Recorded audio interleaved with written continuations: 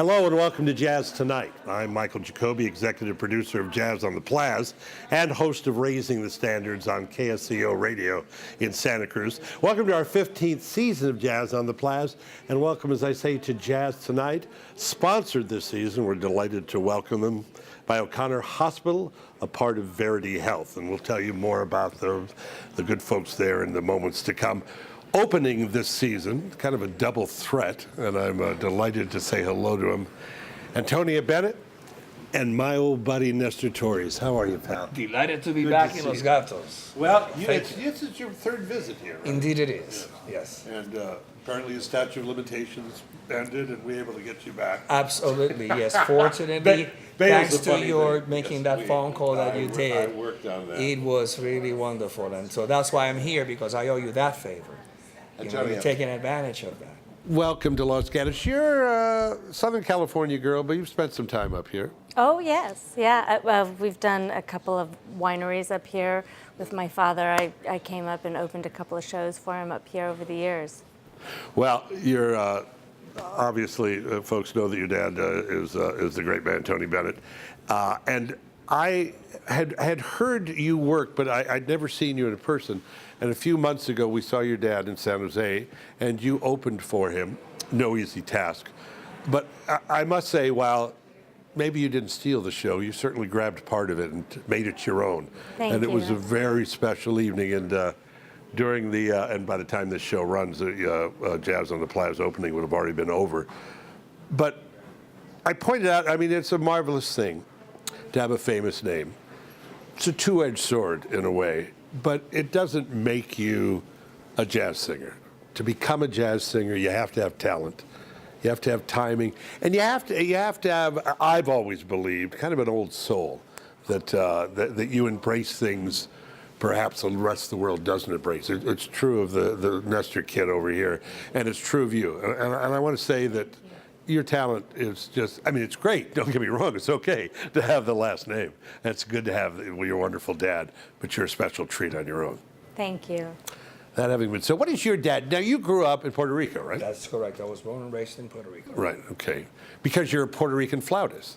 Is this the Jazz Tonight or Jazz Comedy Night with Michael Jacobi? It's a little bit of each. Because we can go there. Talk about your folks growing up. Tell me about My father's a musician as well, and Right. in fact, Antonia and I were sharing about that because, you know, I am aware of the fact that whereas it's a great blessing to come from such a lineage.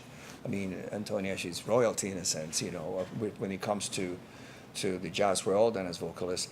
And as you said, not only she shares the name and that kind of musical heritage, but she has the chops. And one thing, the passion, because you really have to love this. This is not an easy path to take as a jazz artist. But we do share in the experience that we have been able to make music with our respective fathers. And now, you know, Tony, Mr. Bennett, created a career, and that she, you know, she's able to shine in his light, as you had mentioned. In my case, I was the one that was able to, you know, have a recording career, since my father chose to dedicate himself to raise the family and to have, you know, the kinds of work. But I would bring him, you know, with me to the stage. I produced a record for him. And so it is a really wonderful memory, and it's a great legacy, you know, to have that experience of being able to make music with your parents. You know, Nestor, I love your phrase, shining in his light. Yeah, But the other side of that is singing in their shadow, and there's a profound difference. Mm-hmm. And that's what's lovely, is that there's an aura that you pick up. But it's a choice. It's a choice that somebody has to make. And it, for me, happened very organically.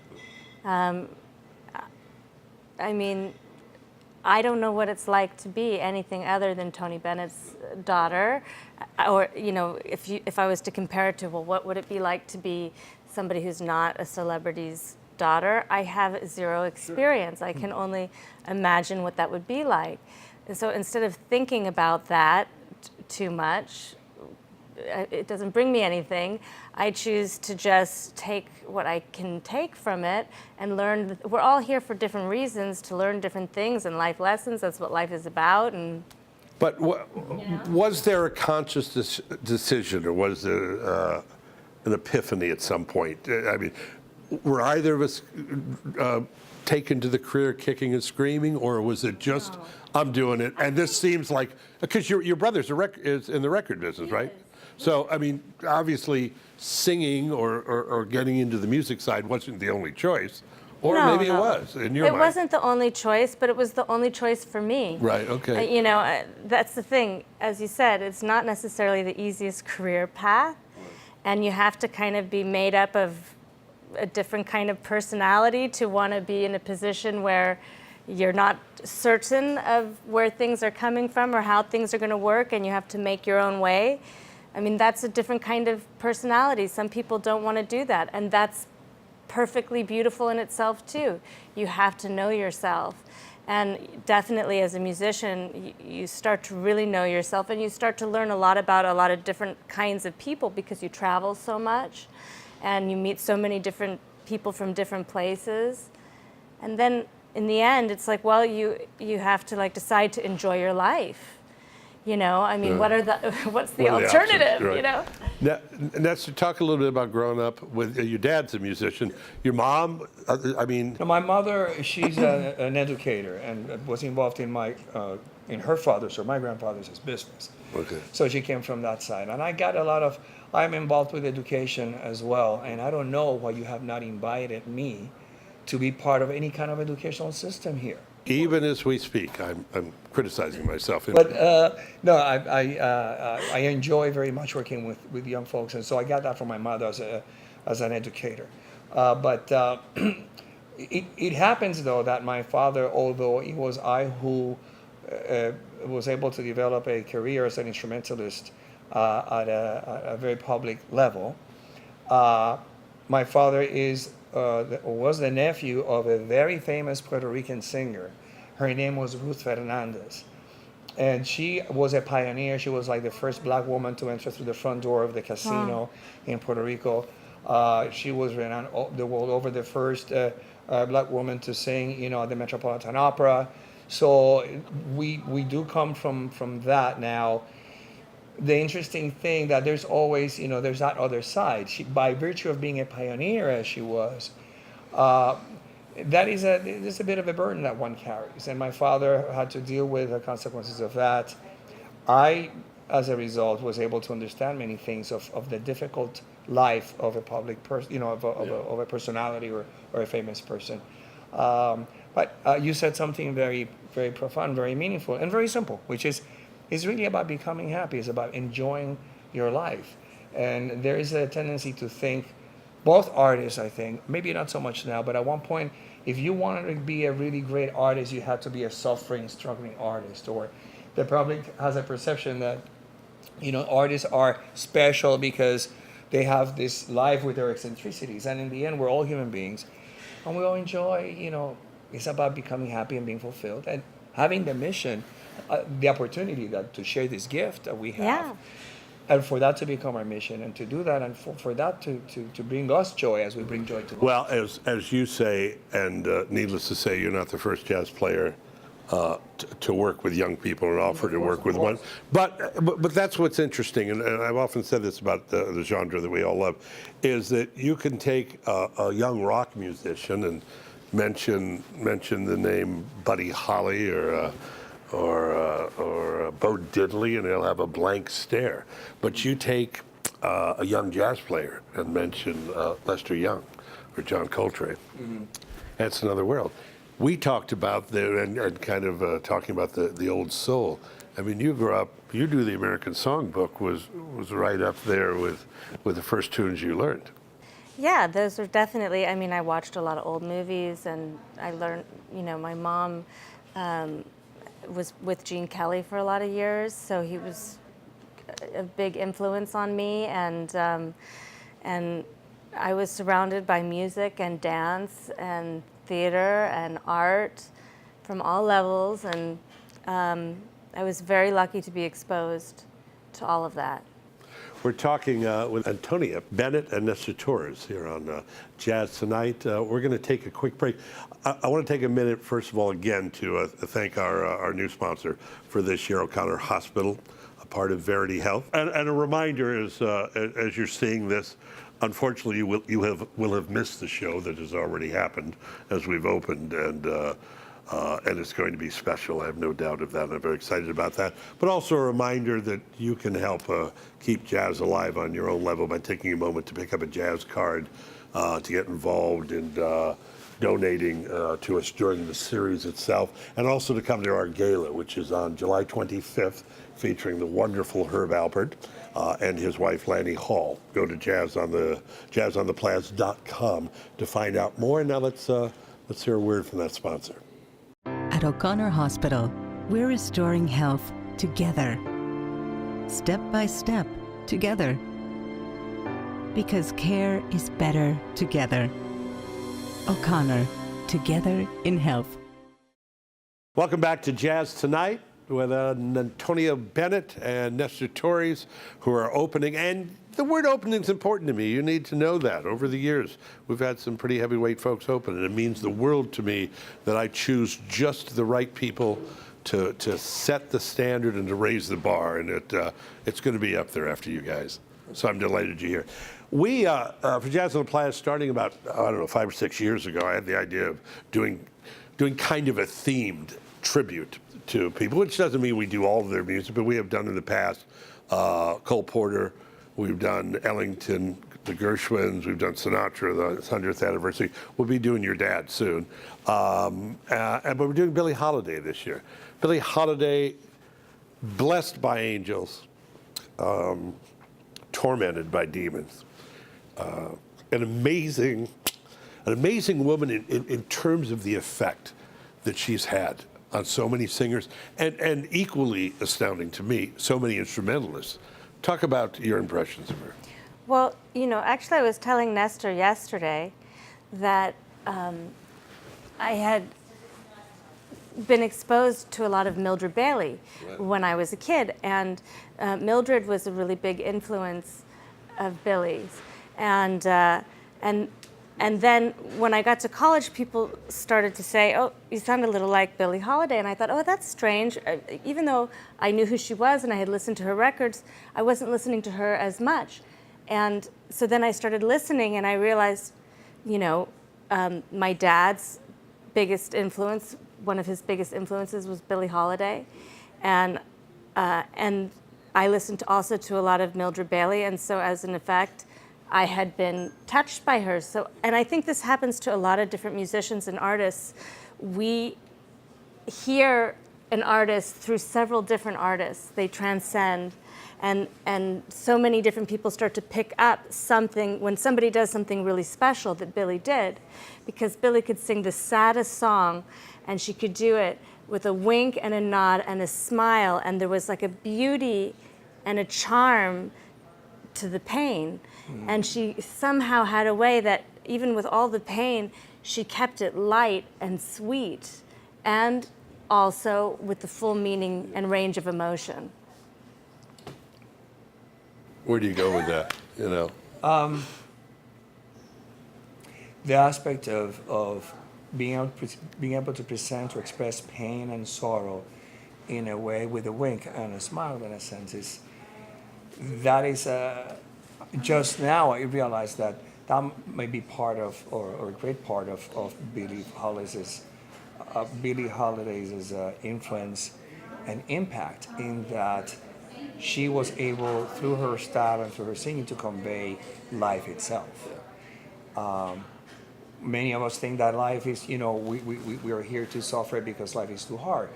But no, life is here to be enjoyed.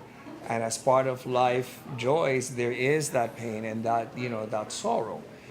And also, you know, and this is a question that I'll ask you as well, Mike and Antonia. Clearly, Billie Holiday's experience was very much part of the African American experience, the black experience with racism and segregation and so on.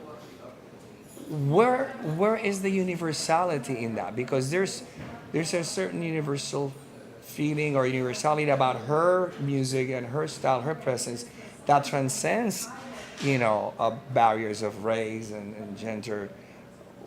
Where is that commonality?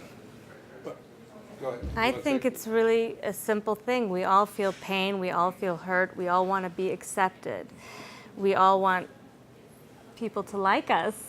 And I can't, relate to what it must have been like to be a black woman coming up in that period of time, obviously.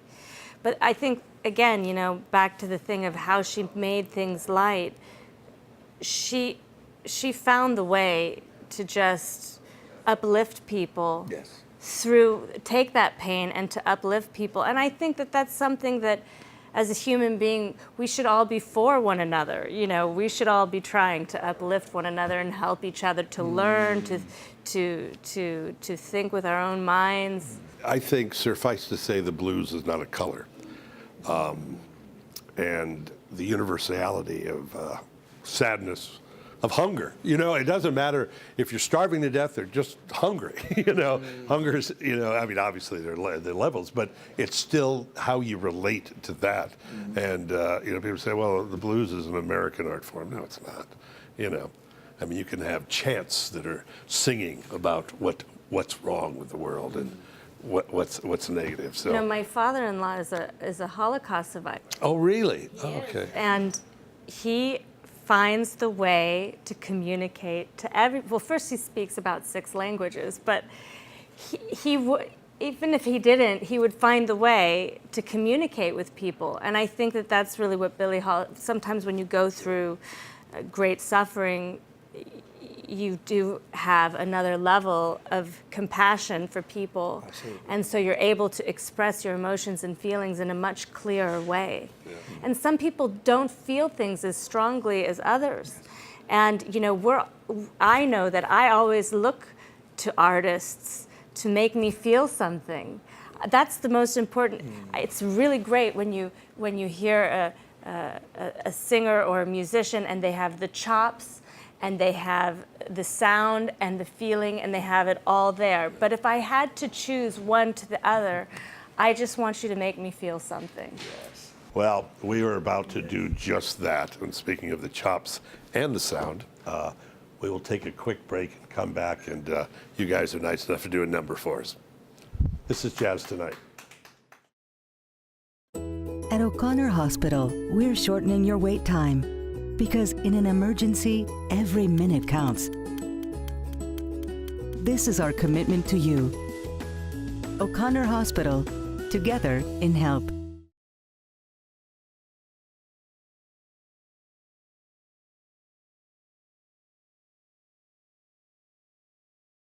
And that's Jazz Tonight. I can't think of a better way to begin our 15th season of Jazz in the Plazz than with these two wonderful people.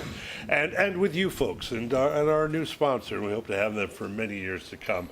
Boy, I was kind of cheap, wasn't it? But we hope they're with us. O'Connor Hospital. We love them. Part of the Verity Health Group.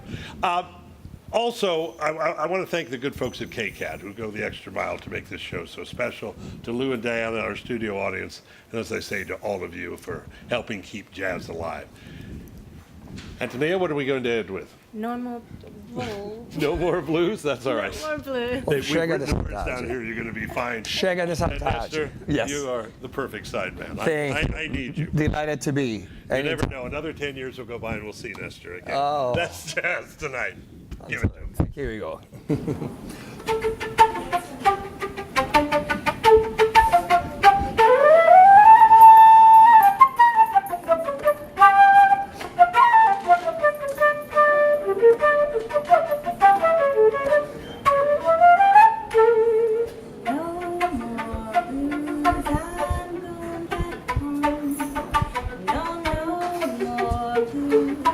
I promise no more blues.